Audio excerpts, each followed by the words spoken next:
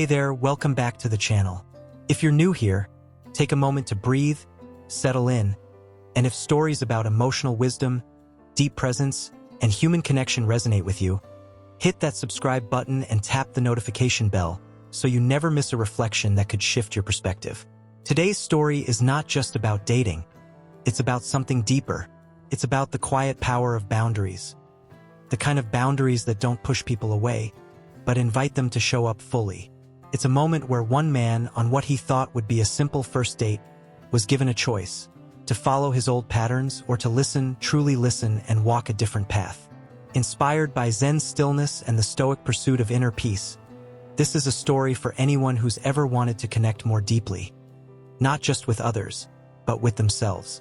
So sit back, take a breath, and let's step into a rainy evening, quiet cafe, and the moment when Rogers learned to listen. Rogers always believed he had dating figured out. He'd studied the art of conversation, mastered the confident smile, memorized the little tricks that made people feel seen. He wasn't a manipulator, no, he told himself it was just charisma. The right questions, the right compliments, the right timing. But for all his dates, for all the nights he walked someone to their door, what lingered afterward was a strange emptiness, like eating candy for dinner. Sweet in the moment, but hollow afterward. And so, on a drizzly Thursday evening, when he walked into that quiet downtown cafe to meet Maya, he expected more of the same. A pleasant evening, a few laughs, perhaps a spark if the universe allowed. What he didn't expect was to be confronted not with seduction or mystery, but with something far more rare: clarity. Maya was unlike anyone he'd met before. There was a stillness about her that wasn't cold or detached. It was rooted. She didn't fidget with her phone or fill silence with nervous chatter. She seemed entirely there, in the moment, grounded in her own skin. As they settled into a conversation over coffee and the distant hum of jazz, Rogers noticed something unusual. She wasn't trying to impress him. She wasn't laughing too hard at his jokes, wasn't leaning in suggestively or throwing compliments across the table like currency. Instead, she was listening, fully. And then, after a comfortable pause, she spoke, not with hesitation, but with grace. "I think it's fair," she said with a calm smile, "that before we get to know each other more, I'm honest about my boundaries." Rogers blinked, surprised. Not by what she said, but by how gently she said it. There was no defensiveness in her voice, no lingering trauma wrapped around her words, just self-awareness.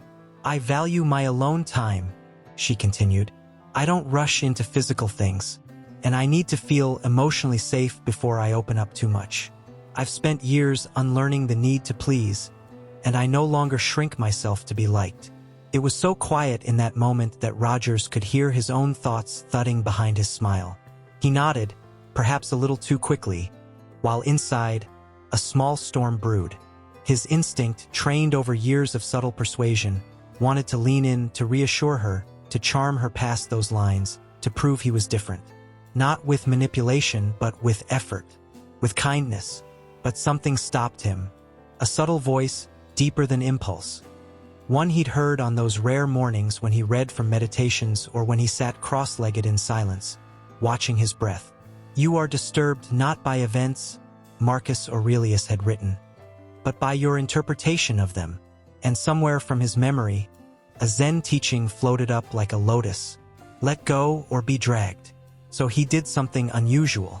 He paused, not out of confusion, but out of respect, for her, and for the truth she'd shared. He let the silence stretch, not to make things awkward, but to honor what had just been said. He truly heard her. Not just the content of her words, but the courage and clarity behind them. And then he said, simply and sincerely, "Thank you. That kind of honesty is rare. I respect it." There was a stillness after that.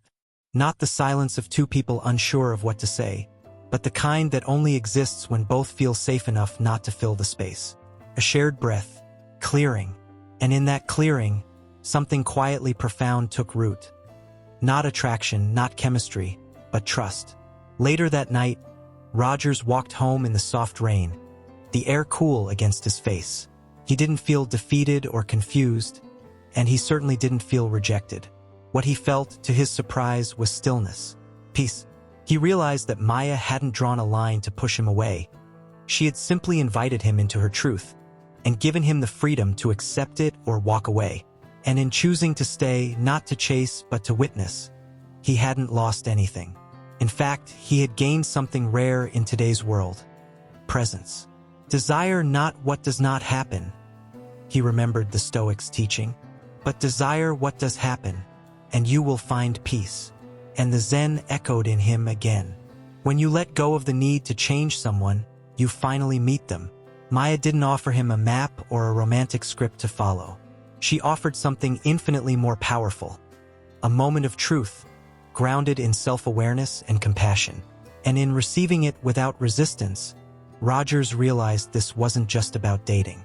It was about life, about being awake enough to listen, wise enough to accept, and humble enough to stay still when your ego wants to act.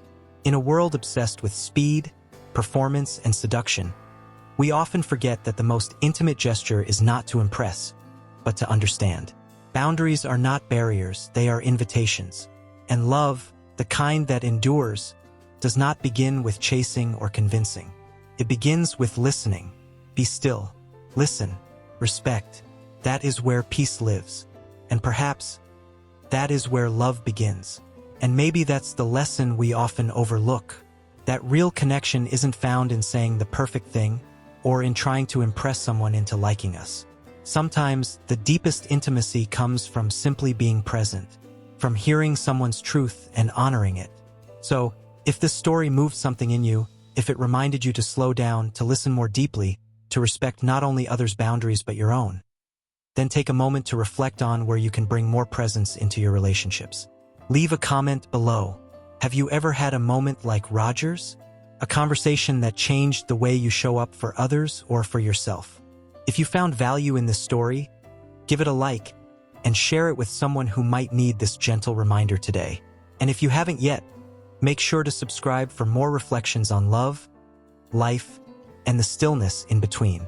Until next time, be still, listen, respect. That's where peace begins. And maybe, just maybe, that's where love lives too.